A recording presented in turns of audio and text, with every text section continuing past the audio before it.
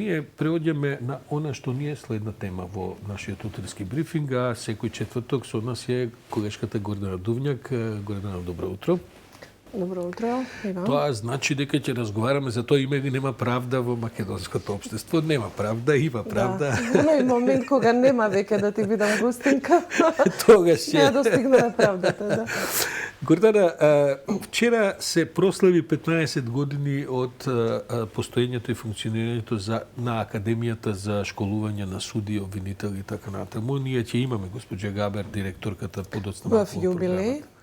Тоа сакам да те прашам. Што е значењето воопшто од сега 15 години се доволно за да може некој резиме макар да се направи? Директорката многу повеќе ќе ти објасни, меѓутоа тоа е академија која што од каде што практично изникнуваат новите суди, а постојните суди се едуцираат бидејќи имаат континуирана обука. Предпоставувам дека ќе разговарате многу повеќе и околу значењето на академијата, меѓутоа и за оние детски болести што ја следат секоја Не успеваат дури ни да произведат доволно суди и обвинители колку што се потребни. Особено обвинители, бидејќи како што е општо познато, повеќе од 60 места обвинителски се испразнети. Предпоставувам сега има и некој нов бран на пензионирање, така што таа бројка ќе биде многу поголема. А регрутацијата на основните суди и на обвинителите во основните обвинителства е исклучиво од академијата. Не е како порано, како што имавме на конкурси па секој да може да се да. Така. Тоа не води во двете теми кои сакам да ги поразговараме денеска, но ајде ќе почнеме со прва, бидејќи и двете се врзани за човекови права и така натаму. На извесен начин изненади брзиот одговор на судот во Страсбур по барањето на господинот Орце Камчев и неговите застапници, каде што го одбија неговото барање, беше врзано со притворот. Се коментира ли тоа во правните кругови? Се коментира. Брзината може би не е за изненадување, затоа што секогаш кога така се во прашање притворски предмети така и во домашното право и во меѓународното право се дава приоритет. Она што можам од моја гледна точка да го кажам, мене не ме изненади одлуката на Европскиот суд, затоа што сепак станува збор за една сериозна институција судска во која што членуваат представници од 47 земји, членки на Советот на Европа, каде што и Македонија од 1998 година има свој судија, сега третиот е на ред. И Европскиот суд во Страсбур е посебно фокусиран, мисле, чини, на предмети поврзани со дискриминација, со човекови права. Нели, тоа произлегува од одредбите од Европската конвенција, каде што се штитат еден цел сет на човекови права. Така што јас предпоставувам дека судот се водел од доказите и од фактите кои што ги доставила државата преку владиниот агент, бидејќи во Страсбур, како што е познато, се тужи државата, а не судот конкретно. И верувам дека владиниот агент, господјата Џонова, дала добри аргументи добиени од кривичниот суд, а тоа е, да ги симплифицирам, дека на господинот Камчев му е овозможена здравствена заштита. Основата беше заради неговото нарушено здравје. Да, и барањето судот во Страсбур да наложи куќен притвор. Тоа барање беше одбиено затоа што колку што е познато во јавноста, секогаш кога побарал господинот Камчев да оди на преглед, тоа му било овозможено, со таа разлика што тој 5 пати или 6, не ме држете за збор, одбил да оди затоа што инсистирал тоа да биде во Систина, во приватната клиника, не е на кардиологија, искажувајќи недоверба во таа институција. Има и еден друг момент, а тоа е дека токму по барање на адвокатскиот тим на господинот Камчев, група на лекари од Систина го прегледале во затворот, каде што предпоставувам немало никакви оценки за драстично нарушување на Овдека здравје. беше вчера Вилма Русковска и кога ја прашав директно зошто толку инсистираат Камчев да седи во притвор, бидејќи јас сум застапник на тоа дека Исто на и луѓе јас, кои што се да. обвинети, на кои што им течат, јас гледам во западните демократии кои се разбира далеку понапред и со правната држава од нас, дури на оние кои што се осомничени за убиство, им се овозможува да се бранат од слобода и од некакви форми на притвор, но не во затвор. И сега, ако ние, без разлика кој што мисли за господинот Камчев и за неговите наводни злодела и така натаму, зошто да се држи во притвор човекот, ако може да се брани од слобода и во некој домашен период? Таја повтори дека постојат сомненија дека тој ќе биде подготвен за бегство. За бегство, истото го тврди и за Јанакиевски.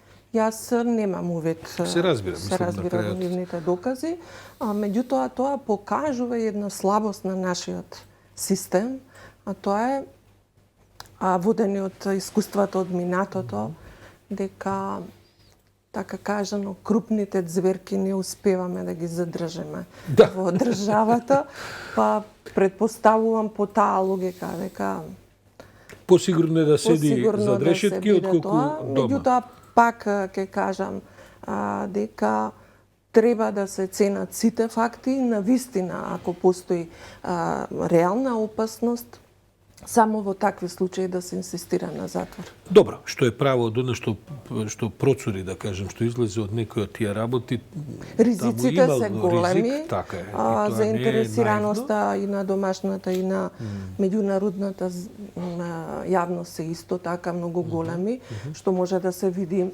и од начинот на кој што се лобира од многу страни за ослободување на господинот Камчев и да не заборавиме дека станува збор за многу моќен, многу богат човек кој што може да си дозволи разни начини за... Така. Само уште овој детал, Гордана, ако ништо друго, ти секако имаш повеќе искуство. Зошто не му се дозволува во приватната клиника, која патем биде речено и негова собственост да си го проверува здравјето, туку државата се сомнува државата дека на приватната клиника ќе добие диагнози кои што ќе... Предпоставувам дека е тоа. Добро, само да расчистиме, оти не знам каква е практиката, дали оти некој може да каже јас сакам да одам во Виена да се проверам. Или во Франција, така. Ова не води до темата за човековите права, бидејќи и ова е еден дел од тие процеси и така натаму. Како се занимава нашето судство, правосудство со овој, да кажем, корпус во правната сфера во Македонија? Многу скромно. Таква е и нормативата.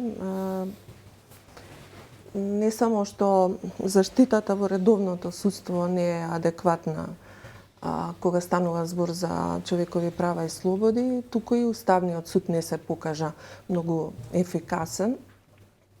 За илустрација можам да споменам една бројка, да кажеме од 1992 година, па некаде до средината на оваа година, до Уставниот суд поднесени се, чинам, нешто преку 340 иницијативи, еве да речеме нека се и 350, од кои што во само 4 случаи интервенирал Уставниот суд со заштита на човекови права. Тоа значи дека ги разгледал другите решил да не... Ги разгледал, значи останатите се или одбиени или отфрлени или административно затворени, а само во 4 случаи интервениран. Но тој како и да не интервенира, како на 350 случаи, кои во 4 нема ни статистика. Случајот се сеќавате на несудениот градоначалник на Зајас, кој што го кажуваме секогаш како пример. И не само тоа, туку и самата уставна поставеност има многу дефекти. Да кажеме, нашиот устав не препознава правни лица, така што ако вие поднесете иницијатива како правно лице, ќе бидете одбиени. Таков беше случајот, да кажеме, со Сдруженијето на судии, ако се сеќавате за оној случај за исфрлањето од собрание, кога Уставниот суд, може би со право се прогласи за ненадлежен, а судот во Страсбур интервенираше. Така што тој е корпус на права што се штитат е многу ограничен и се сведува само на 4 права: слобода на изразување, за дискриминација, на здружување, политичко здружирање и собирање.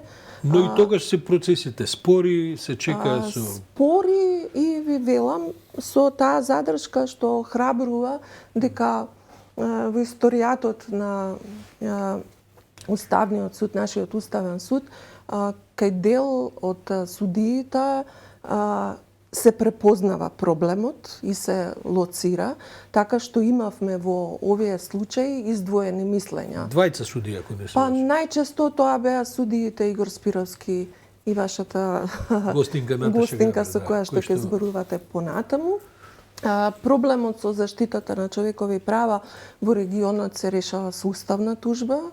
Ние Таа иницијатива уште- е стара, ја не знам до каде Таа баш... иницијатива е до никаде, мислам, Да. брата А на зошто е назад. до никаде? Што е Затоа проблем? што во 2014 година имаше таква иницијатива за уставни измени, меѓутоа во тој цел сет на уставни измени што се предлага, во кој беше и уставната тужба и затоа и несреќно заврши, беа и оние слободни зони.